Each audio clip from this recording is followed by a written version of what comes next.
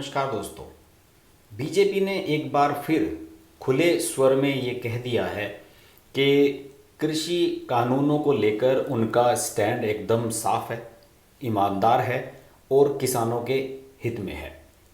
BJP की राष्ट्रीय कार्यकारिणी की जो बैठक हुई, उस राष्ट्रीय कार्यकारिणी की बैठक में ये प्रस्ताव पारित किया गया कि कृषि सुधारों को लेकर जो मोदी सरकार ने पहल की है वो किसानों के हित में है और इसे आगे बढ़ाया जाना चाहिए। और आपको पता ही है कि कृषि कानूनों के खिलाफ दिल्ली की सीमाओं पर किसान प्रदर्शन कर रहे हैं और चौतरफा विरोध अलग अलग राज्यों में देखने को मिल रहा है। लेकिन अभी तक पार्टी ने जो इस पर अपना रुख बनाया है वो बिल्कुल क्लियर कट रखा है। बीजेपी किसी भी तरीके से ये मैसेज नहीं देना चाहती कि वो कहीं भी किसी मुद्दे पर कृषि कानूनों को लेकर कमज़ोर पड़ रही है या उसका कृषि कानूनों को वापस लेने का या इनमें कोई बड़ा अमेंडमेंट करने का इरादा है। ऐसा कुछ भी संकेत कहीं से मिलता हुआ नज़र नहीं आ रहा है। आपको पता होगा कि पिछले 2-3 दिनों में जेपी नड्डा, अमित शाह, इन लोगों ने जाट लीडर्स के साथ बैठक की और अभी अमूमन बीजेपी की राय यही बनती हुई नज़र आ रही है कि कृषि कानूनों के खिलाफ जो आंदोलन चल रहा है दिल्ली की सीमाओं पर, उसमें चाहे पंजाब के किसान हो, चाहे हरियाणा के किसान हो या पश्चिमी उत्तर प्रदेश के किसान हो, ये मेजर ऑफ इनमें जाट कम्युनिटी के लोग हैं जो कि काफ़ी समृद्ध हैं और इस आंदोलन को लंबा चलाने की क्षमता रखते हैं। यही चिंता बीजेपी को सता रही है। बीजेपी को ये लग रहा है कि आने वाले समय में जब उत्तर प्रदेश के और पंजाब के चुनाव होंगे जो कि अगले साल के शुरुआत में होने हैं, तो उस समय क्या परेशानियों का सामना करना पड़ सकता है पार्टी को, इसे लेकर एक फीडबैक लेने की कवायद भी चल रही है। अमित शाह ने सभी नेताओं से ये कहा उस मीटिंग में कि आप लोग जाएं और अपने क्षेत्रों से रियल फीडबैक लेके आएं।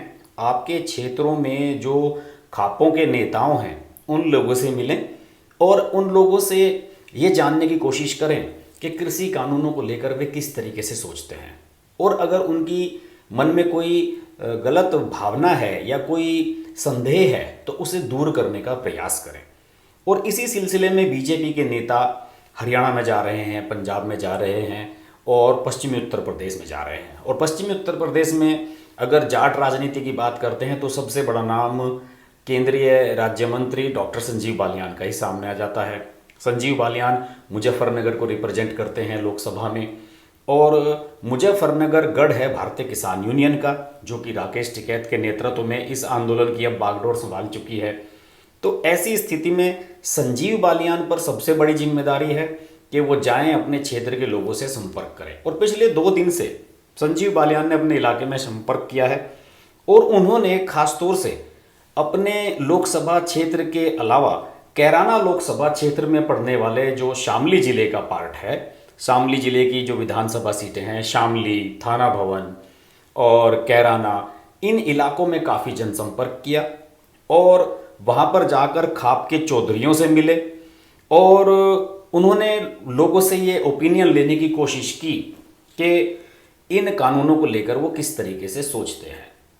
जाहिर है पार्टी की तरफ से उन्हें आदेश मिला है, उन्हें जाना ही पड़ेगा। हालांकि वो उनका लोकसभा क्षेत्र नहीं है, लेकिन चूंकि वो केंद्र में मंत्री हैं तो उन पर जिम्मेदारी पूरे पश्चिमी उत्तर प्रदेश की बन जाती है। बहरहाल रविवार को एक घटना हुई।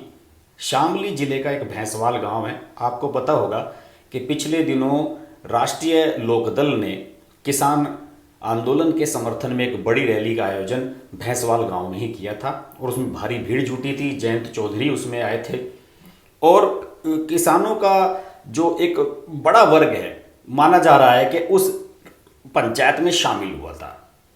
मैं इसलिए कह रहा हूं कि वो एक पॉलिटिकल रैली नहीं थी, पॉलिटिकल महापंचायत नहीं थी। उस पंचायत में किसान खुद अपनी इच्छा से पहुंचे थे और जैसा कि कांग्रेस वाले कर रहे हैं, प्रियंका गांधी पंचायतें कर रही हैं, लोगों को ढो ढो कर बसों में ढो ढो कर भरकर राजनीतिक कार्यक्रमों की तरह उसमें पहुंचाया जा रहा है, तो ऐसा वहां पर नहीं हुआ था। और यही वजह है कि भैंसवाल गांव से एक बड़ा इम्पैक्ट निकला था कि भैंसवाल गांव में एक बड़ी रैली हुई है, बड़ी महापंचायत हुई है और किसानों ने कृषि कानूनों के खिलाफ अपना विरोध जताया है। तो डॉक्टर संजीव बालियान रविवार को यानी कि आज पहुंचे हुए थे वहां पर भैंसवाल में। और वो जब भैंसवाल में कुछ किसान नेताओं से और लोगों से मिल रहे थे, उनके साथ पंचायत राज मंत्री उत्तर प्रदेश के भूपेंद्र चौधरी और क्षेत्रीय विधायक और इसके अलावा जो क्षेत्रीय अध्यक्ष हैं मोहित बेनीवाल, क्षेत्रीय विधायक तेजेंद्र निर्वाल, ये सब लोग उनके साथ थे। और इन लोगों को जब ये काफिला इनका भैंसवाल गांव पहुंचा तो वो लोग जब संजीव बालियान यहाँ पर कुछ चौधरियों से मिल रहे थे तो बाहर नारेबाजी शुरू हो गई। मैं आपको वीडियो क्लिप उसकी दिखाता हूँ। मुर्दाबाद मुर्दाबाद जिंदाबाद किसान एकता जिंदाबाद। वीडियो क्लिप उस समय की है जब संजीव बालियान अंदर थे और नारेबाजी हो रही थी। उसके बाद संजीव बालियान मुलाकात करने के बाद जो खाप के चौधरी हैं उनसे मिलने के बाद जब बाहर आए निकल के, तो फिर कुछ लोगों ने नारेबाजी की कोशिश की। और जब नारेबाजी की कोशिश की तो संजीव बालियान ने अपनी गाड़ी, जो रेड कलर की थार गाड़ी है उनकी, उसके गेट पर खड़े होकर जोर से चिल्लाकर कहा कि मैं डरने वाला नहीं हूं और 10 आदमियों के नारेबाजी करने से मैं घबराता नहीं हूं और ना आपके कहने से मैं मुर्दाबाद होने वाला हूं। और इस तरह से संजीव बालियान ने उनका जबरदस्त प्रतिरोध भी किया। देखिए ये वीडियो।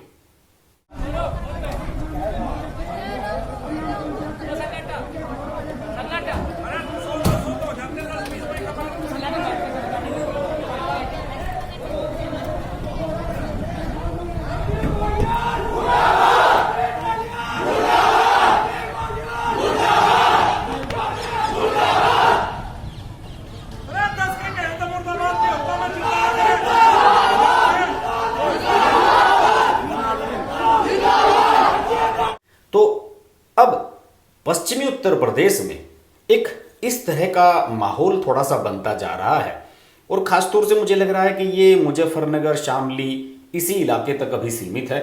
जबकि कृषि कानूनों के खिलाफ जो आंदोलन चल रहा है उसमें बागपत और गाजियाबाद, मेरठ, सहारनपुर, बुलंदशहर इन इलाकों के भी काफ़ी किसान नेता आ रहे हैं।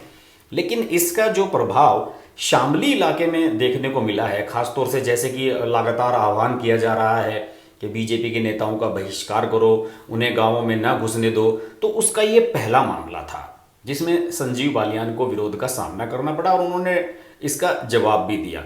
और बाद में संजीव बालियान ने यह भी बताया कि वो अपने कृषि कानूनों के समर्थन में गांव-गांव जाते रहेंगे, लोगों से संपर्क करते रहेंगे और इस तरह का विरोध जो लोग करते हैं उन्हें करने दें। और इस विरोध से वो झुकने वाले नहीं हैं और उनकी पार्टी का, उनकी सरकार का ये स्टैंड है कि कृषि कानून बिल्कुल किसानों के हित में है। और ख़ासतौर से संजीव बालियान का मैंने एक इंटरव्यू भी लिया था, वो आपने देखा होगा। उसमें संजीव बालियान ने ये भी कहा था कि इन कृषि कानूनों से पश्चिमी उत्तर प्रदेश का तो कुछ लेना देना ही नहीं है। पश्चिमी उत्तर प्रदेश के किसानों को तो उल्टा जो मंडी शुल्क देना पड़ता था वो भी अब नहीं देना पड़ेगा। कहीं भी ले जाकर आप अपना गुड़ बेच सकते हैं या अनाज बेच सकते हैं, कुछ भी कर सकते हैं। वो इंटरव्यू का लिंक मैं डाल रहा हूँ, आप जरूर देखिएगा। तो अब मुझे लग रहा है कि फिलहाल वेस्ट यूपी में एक खासतौर से अगर शामली का इलाका छोड़ दिया जाए तो कोई ज़्यादा बड़ा चैलेंज ये बीजेपी के सामने नज़र नहीं आ रहा है कि अगर मैं ये बात करूं जन विरोध की तो। हालांकि जब संजीव बालियान के खिलाफ नारेबाजी हो रही थी तो संजीव बालियान के समर्थकों ने जिंदाबाद के नारे लगाने शुरू कर दिए थे, लेकिन इससे कुछ होने वाला नहीं है। इस तरह की घटनाएं होंगी, आगे भी हो सकती हैं, लेकिन इस पूरे सिनेरियो से एक बात तो स्पष्ट हो गई है कि केंद्र सरकार ना तो किसानों से बात करने के लिए तैयार है और ना ही केंद्र सरकार का किसानों के इस आंदोलन के प्रति कोई सॉफ्ट स्टैंड नजर आ रहा है।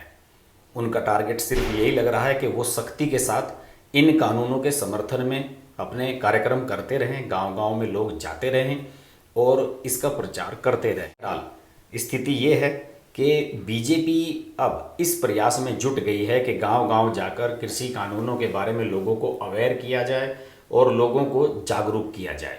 देखने वाली बात यही है कि क्या जिस तरह का विरोध संजीव बालियान का आज हुआ है, क्या इस तरह का विरोध और भी जगह होगा, देखने को मिलेगा या नहीं, या फिर एक ये क्षणिक घटना थी। इस पर हमारी बारीक नज़र बनी रहेगी। आप देखते रहिए हर्ष की बात लाइव। नमस्कार। अगर आपको हमारी वीडियो पसंद आई तो वीडियो को लाइक करें, चैनल को सब्सक्राइब करें और नोटिफिकेशंस के लिए बेल आइकन को प्रेस करें।